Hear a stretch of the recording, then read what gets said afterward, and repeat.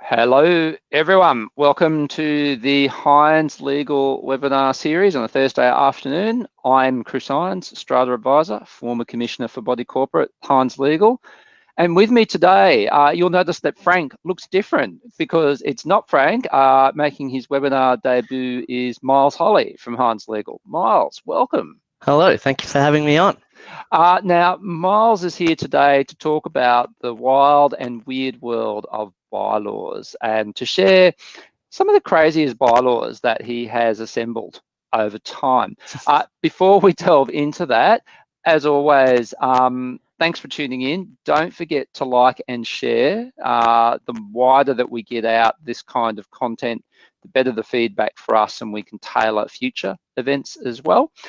Don't forget you can ask us questions live today, so just pop a question onto Facebook and we'll do our best to make sure that we answer everything. So Myles, just about you, so you're an associate with Hynes, so That's right.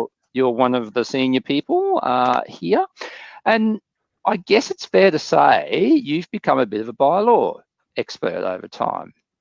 Well, I've seen a fair few sets of bylaws over the years, and a few crazy ones have always cropped up in there. It's a bit scary when you become a bylaw expert without meaning to, isn't it? Funny how that happens. Look, we might begin actually, Myles, before we delve into the crazy, let's do a bit of bylaw 101. I'm going to ask the really dumb question. What's a bylaw, Myles?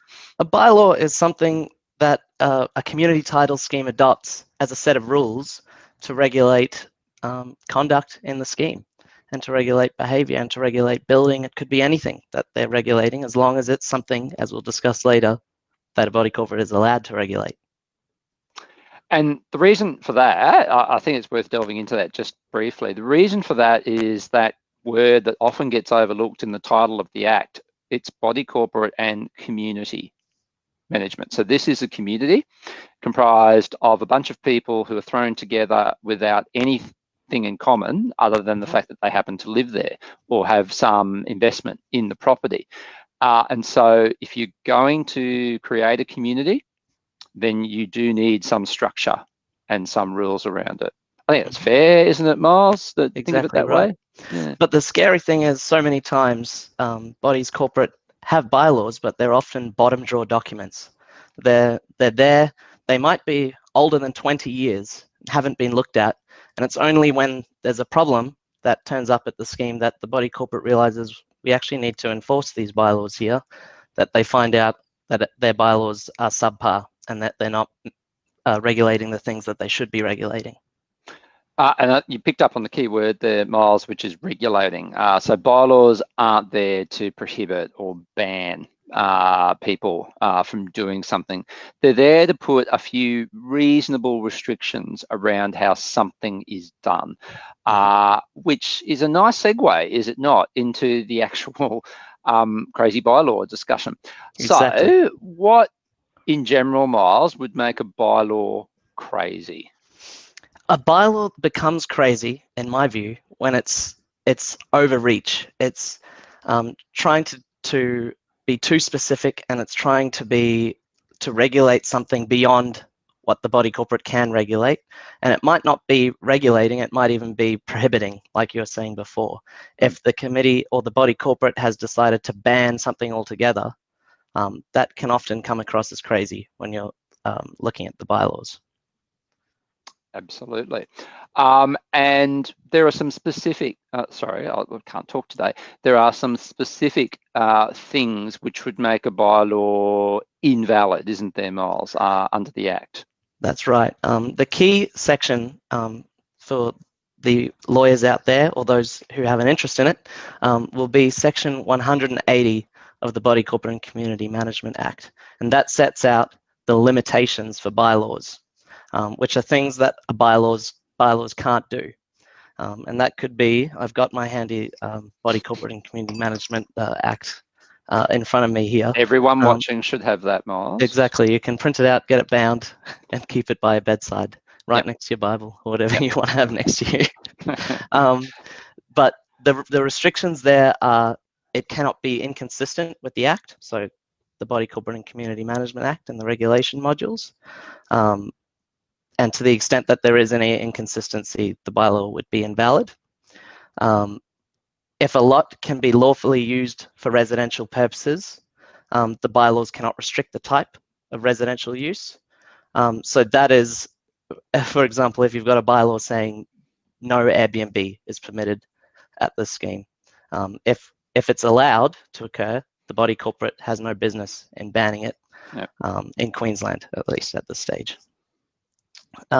Other restrictions or limitations for bylaws include a bylaw cannot prevent or restrict a transmission or transfer, mortgage or other dealing with a lot. So that's anything preventing an owner of a lot from leasing or mortgaging their lot, or a bylaw preventing a specific age group from purchasing in a unit.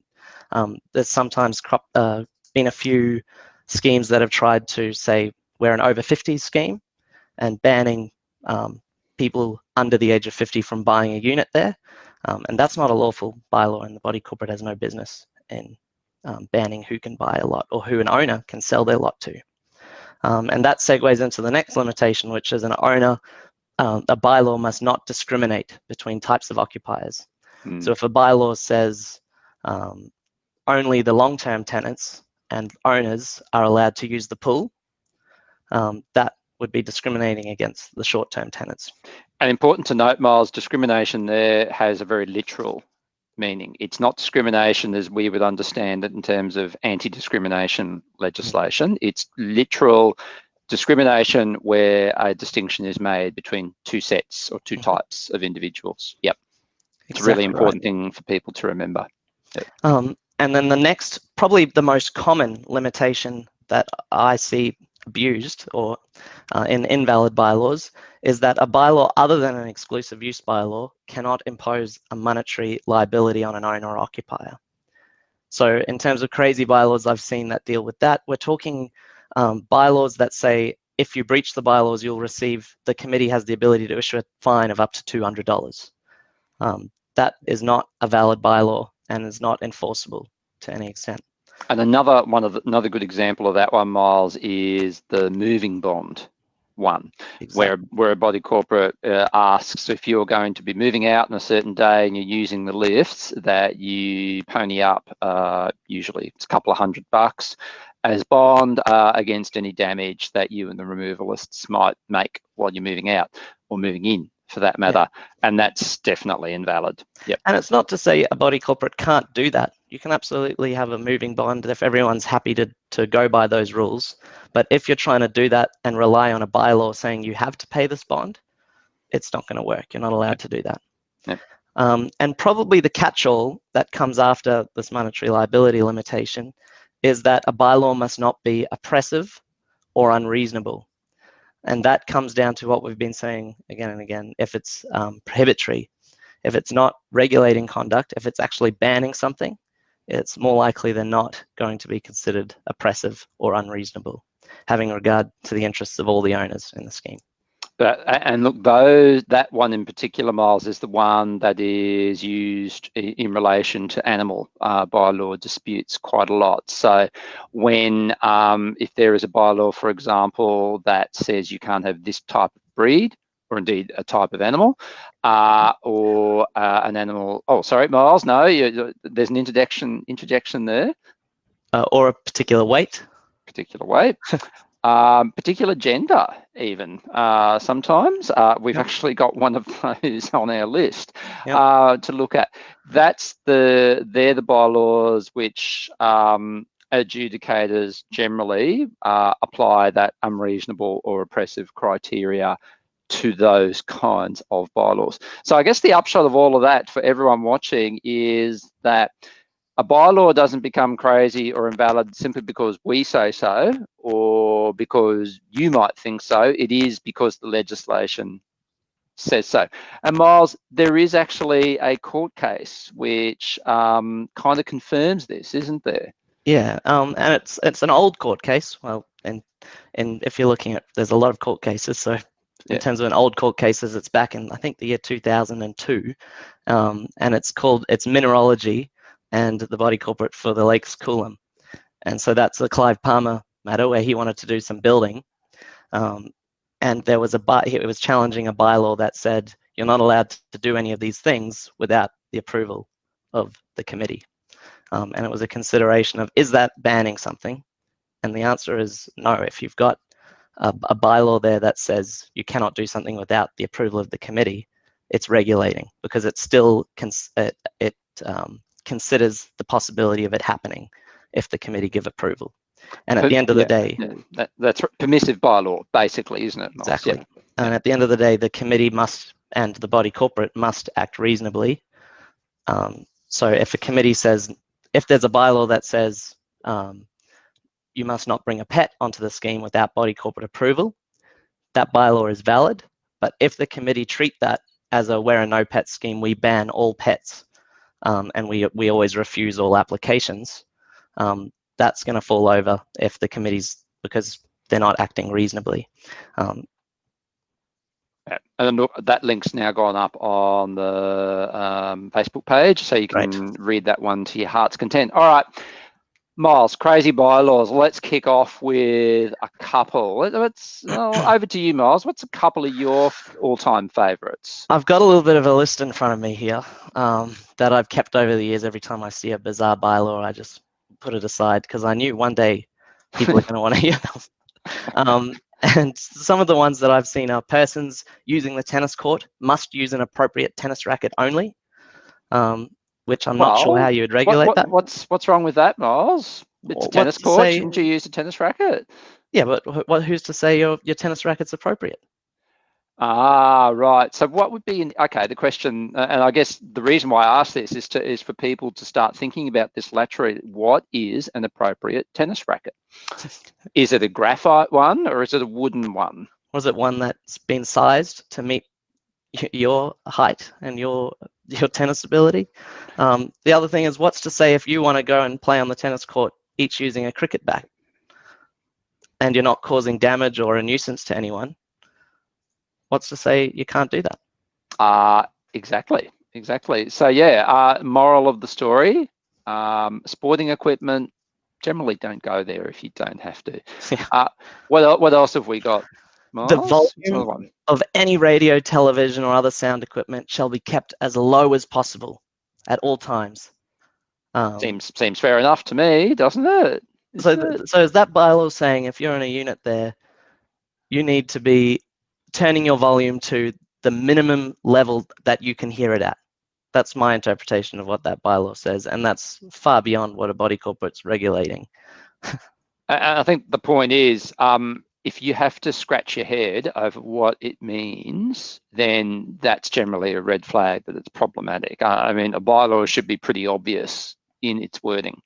There are a lot of crazy bylaws about animals, Myles. Yes. Aren't there?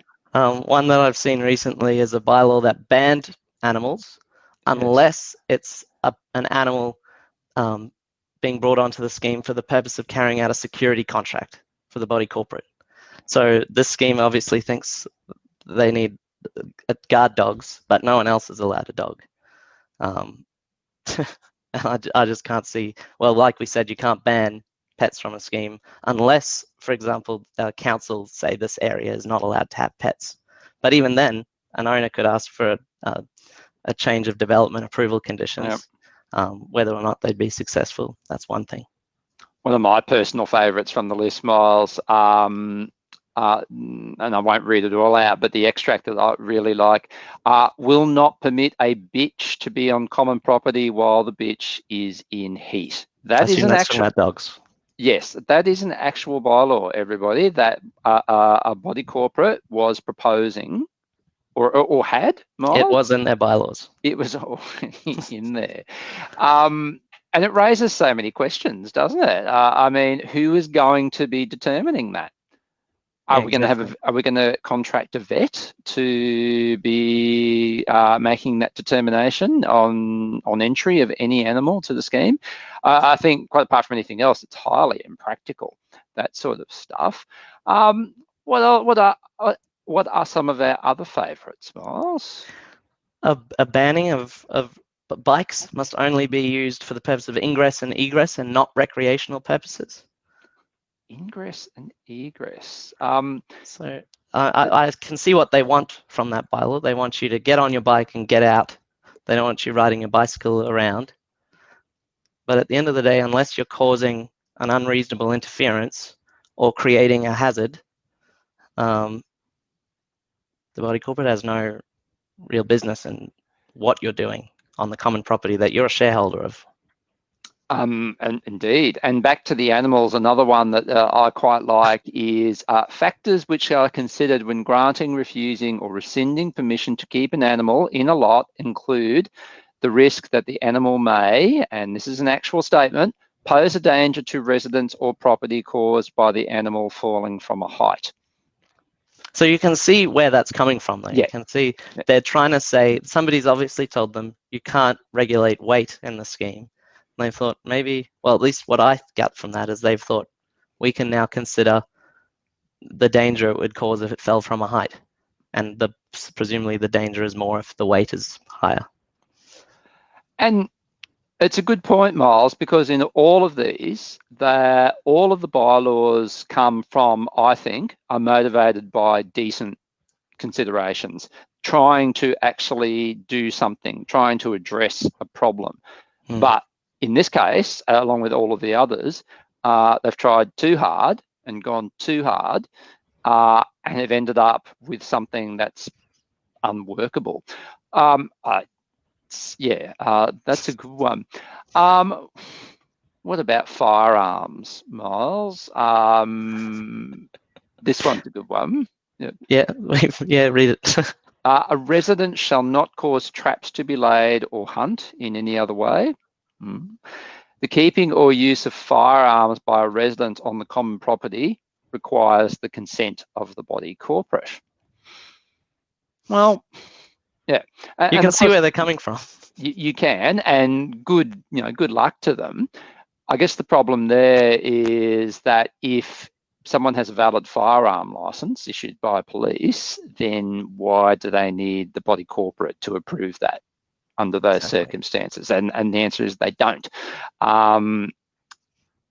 What else have we got? Swimming pools. There are so many crazy bylaws about swimming pools. Another one of my favorites.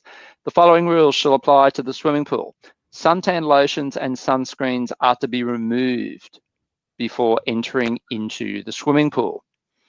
I can see exactly where they're coming from with that, because the more chemicals you've got sunscreen going into the pool, the more it's likely to cause issues with the composition of the pool, and it's going to cause maintenance work for whoever maintains the pool.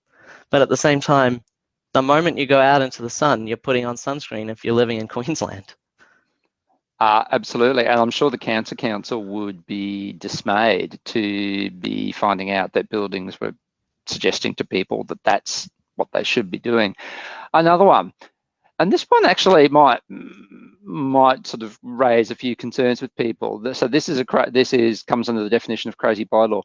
Alcoholic beverages must not be consumed within 5 meters of a pool. It's an interesting one, that one, because I can actually see a few committees going, well, hang on, that's actually a good thing, isn't it? But the issue is why alcohol? You're allowed any other beverage? What the purpose, I think, in banning, regulating something from the pool area is for a safety perspective. If you want to be keeping glass out of the pool area where people are running around barefoot. But if you have your alcoholic beverage in a plastic bottle, and there's nothing from a legal side of things that you can't be drinking on private property, that is the common property, I struggle to see that would hold up any scrutiny in the Commissioner's office. And why 5 meters? Why not 6? Or 5.1 meters? Why is it unreasonable? Yeah. And that is often an argument that people find difficult to accept, that they want to put like a limitation on something, and they pick a figure out, which sounds good, but then the question, it's the weight limit with animals. Oh, you can't have anything over 10 kilos. Well, what if it's 10.1? Tell me the difference between a 10.1 kilo poodle and a 10 kilo poodle. And the answer is, well, there's not really any difference in that circumstance. It's still effectively the same animal, but what it does, it highlights the danger in an arbitrary limit or an arbitrary guideline, because someone will challenge it. Yeah, and particularly in those pet weight limits, it's pretty common that I've seen vets give advice that oftentimes a larger dog is better suited to an apartment living than a smaller dog.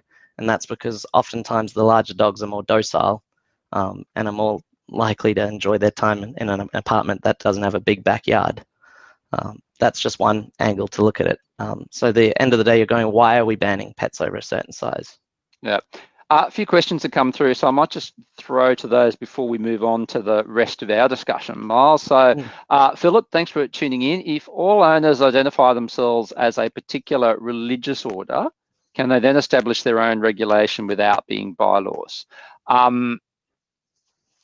I would be saying it doesn't really matter if they're living in the scheme, or occupying is the term. If they're occupying the scheme, they're bound by the bylaws. What do you think, Myles? Exactly right. And there's nothing to stop a committee or a group of owners saying, here's our guidelines that we adhere to. And we call those house rules. But house rules are not enforceable in the sense that bylaws are enforceable. And you've just anticipated another question further down from Yana. Yana, thanks again for tuning in. The difference between house rules and bylaws. Do you want to have a go at that one, Myles? The general difference? Yep. The key difference is it in the bylaws? That's the first question. If it's not in the bylaws, it's not a bylaw. The next thing is, just because a bylaw says the committee may make rules and you must follow those rules, that's not an enforceable bylaw, because, as we've been saying, an enforceable rule must be in the bylaws. You can't refer to things outside the bylaws that could change. So that's the key difference there between a house rule and a bylaw. So if a bylaw says you must not cause unreasonable interference when you use the pool, that's enforceable. But if there's a sign in the pool area that says no glass in the pool area, that is not a bylaw unless it's no glass in the pool area is contained in the bylaws. Yeah. There's nothing stopping a body corporate from suggesting to people that they act in a particular way. So, there's nothing stopping a committee from saying to people, we've just had the turf relayed, and it'd be really great if you could keep off it for the next few days. That's a suggestion. That's just saying to people, please do this because we need it to regrow.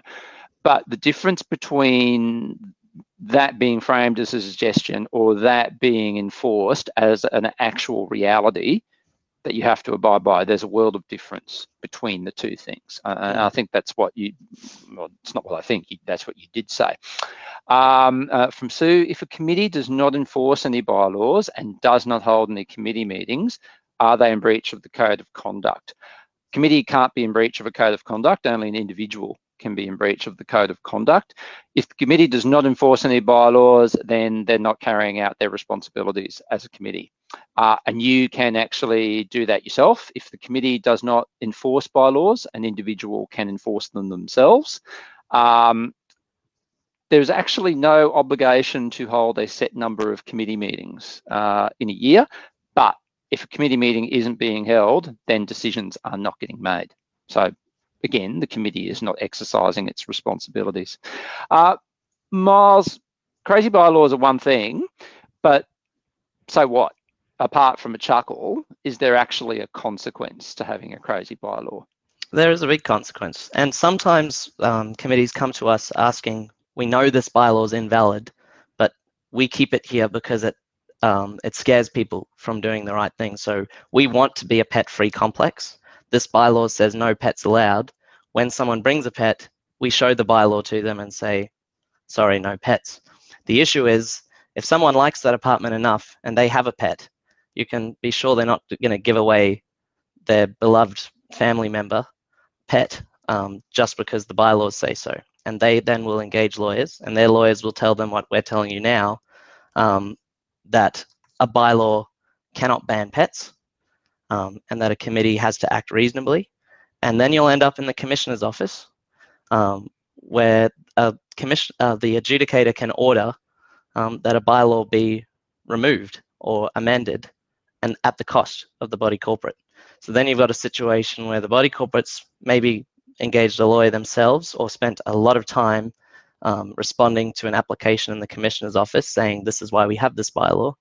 And then the adjudicator saying, well, we understand why, but it's not valid, remove it. So the body corporate then, having gone through that whole process, incurring the cost of having a new community management statement recorded, which is where the bylaws are contained in, and the pet still ending up in the scheme. Yeah. So that's one worst case scenario that can happen if you try and stick with unenforceable bylaws. And that's right, Myles. And there's the obvious consequences, which is time, cost, and angst. If somebody challenges a crazy bylaw, there is a considerable amount of time, considerable amount of cost, and more than a bit of heartache involved in dealing with that process in the Commissioner's office. I mean, the Commissioner's office does a fantastic job, but you don't want to go there if you can help it, because you will be put under scrutiny. Your decision, and it costs money. It costs money, money which everyone will eventually have to pay for in the form of levies. But more than that, it's the angst it causes in the building, I think. So if you've got a bunch of bylaws, and Amy, hello, I see your very lengthy comment there, and this is kind of what you're referring to. If bylaws are either not being enforced, not being consistently enforced, or there are bylaws there that everybody knows are wrong, then all it does is create that sense of disharmony and mistrust in the scheme, which can only lead to more problems later on. So that is the consequence, I think. It's just a big waste of time and money. So with that in mind, Myles, if you're on the committee and you're a bit concerned about your bylaws, or you're an owner and you're a bit concerned about the bylaws, what do we do? Well, I'm a little bit biased here, but I'd suggest you send through your bylaws to info@hyneslegal.com.au. And we have a process where we have a quick look at them, and we'll send you back a letter identifying some of the more common invalid ones we see, and also quoting if you do want us to go ahead and prepare new bylaws for you. And there's two different ways you can go about that. You can go about having the bylaws completely replaced with a new set that are specifically drafted to match the features and characteristics of your scheme. Or you can, if you're happy with your current bylaws, but you just want to make sure they're enforceable, we can have a process where we do a line-by-line review, which is obviously more expensive because it's more time-consuming. But for committees that want to keep the current structure and setup of their bylaws, that's an appropriate process. But more often than not, we find bylaws are numbered 1 till the end in any random order that doesn't really make sense. And they're often bylaws that have been included in the scheme's bylaws for 20 years or longer. And so they may not really apply to today's situation, and particularly when you're considering the number of Commissioner's Office decisions that have interpreted what bylaws can and can't do over the years. Absolutely. It's a really good process. I mean, it's a really streamlined, logical process which takes into account the specific features of your building, which I think is really important, because people get sick of me saying this, no two buildings are the same. Therefore, it stands to reason that not all bylaws are the same. We've had a bunch of questions come through, Myles. I mean, we might try to rip through as many of these as we can, even though we're just about out of time. Philip, thanks for your comments. You've made a few today. I'm going to have to pull you up on a couple of things, though. The Commissioner doesn't make rulings, and the Commissioner doesn't make these decisions. It's an adjudicator in the Commissioner's office. And you've got a question there about the CTS changing to something that owners do not want. Got to remember, adjudicators are quasi-judicial officers, akin to a magistrate. If they're making a decision, that's because the Parliament has seen fit to give them the power to make that decision. It's only reasonable that a body corporate should be, or any party for that matter, should be taking that on board and trying to be consistent with that. If your question is about the fairness of a system that allows motions and bylaws to be challenged, that's a different question, Philip, and that's something that you should be directing to your Member of Parliament, frankly. Marie, what about I presume it's about a bylaw that says a golf buggy only someone who's disabled is allowed to have it. Myles? I think that sounds like it's discriminating between occupiers in the sense of the word not being discriminatory. I would tend to agree. Mm-hmm. But we'd need more information about that, Marie. Colleen, thank you. What about a motel bylaw, class 3 building? Can they say assistance animals only? It doesn't matter if it's class 3 or a motel. If it's a community title scheme and there is a bylaw that says assistance animals only, that's more likely than not going to be an invalid bylaw. Therese, thank you. The committee insists that they can expect the manager to enforce noise and smoking bylaws at all times of the night. They say it's in our agreement, even though they can't delegate. What do I do? The body corporate enforces bylaws, Therese, not the manager, not the caretaker. And indeed, Myles, a body corporate can't contract out of its responsibilities, can it? That's right. Oftentimes we see caretakers and letting agents, not usually caretakers, have a clause in their agreement that says they need to report bylaw breaches to the committee, and that's fine. But at the end of the day, it's the committee that has to have a resolution to enforce a bylaw when a breach is brought to its attention. Yep. Wendy, is a bylaw enforceable unreasonable that states owner requires body corporate approval to repaint the inside of their property in a building format plan? Usually, I start from the position that if it's happening inside the boundaries of your lot, that's not usually the body corporate's business. Not usually, anyway. Myles? I think it all comes down to how your scheme is set up. And if you've got very open plan or a scheme that everyone can see in, and the moment you paint your walls bright pink in a scheme that has a black special architectural dark theme going around it, there's a potential there that might then be validly enforced. But at the end of the day, the starting position is that the body corporate should only be regulating conduct within lots to the extent that it's necessary to do so. That's right. Very quickly, Jana, any updates on the bylaws about things such as smoking or pets? That was recommended by the QUT panel. No updates on those at all, Jana. And indeed, who knows, now that we have had a new government and a new minister responsible for body corporate issues, you know as much as I do at this point, I'm afraid. Susie, is there a list of the more common bylaws that can be accessed? Great question, Susie. There's this misconception that there are a set of model bylaws out there. That's not technically correct. So what happens is that right at the back of the Act, there's what's called Schedule 4, and the Act says that if no other bylaws have been registered, the Schedule 4 bylaws apply by default. And in effect, Myles, that means that you can treat those as the standard bylaws. You know, if you need to think of them as a template, that's generally it, isn't it? But what's a bit funny is that some of these bylaws contain specific bylaws that the Commissioner's Office and adjudicators have actually considered to not be valid. So that they haven't been changed since 1997. All the more reason to not rely upon an off-the-shelf product in this situation. And look, I'm going to leave you with this thought. Susie, thank you for that question, because it raises a really great point that we should have mentioned at the start. The only bylaws that count, the only bylaws which are enforceable and valid are the bylaws which are registered with the Registrar of Titles, no others. You can have a situation where the body corporate has allegedly passed a bylaw or a new bylaw at a general meeting, but it hasn't been registered yet. If they start to go and enforce that bylaw, then that's wrong, because it has no force until the Registrar of Titles registers it. And the other thing to always keep in mind is that if there's been a resolution to change the bylaws, if 3 months has passed and a new bylaws haven't been registered at the Titles Office, technically the Act requires you to have another resolution to approve those bylaws. You can't say, we approved this a year ago, we just haven't got around to registering it. No. And that's assuming that nobody's challenged it in that 3-month period as well, and put a stop on it.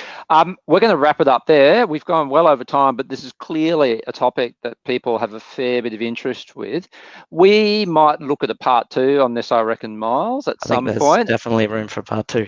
And we might even think about a scenario in which we move away from crazy and people throw at us their own experience of bylaws, and maybe we can just talk quite generally. We're not specifically, but quite generally about how that situation might have panned out. If you do have queries, particularly around review of bylaws, as Myles was saying, chuck us an email to info@hyneslegal.com.au and we'll get back to you pretty quickly about that sort of stuff. Otherwise, Myles, thank you very much. Thank you for having me on. This was fun. Yeah, thank you. This will be available later on to watch, but for now, tune in next week. See you, everyone. Thanks for tuning in.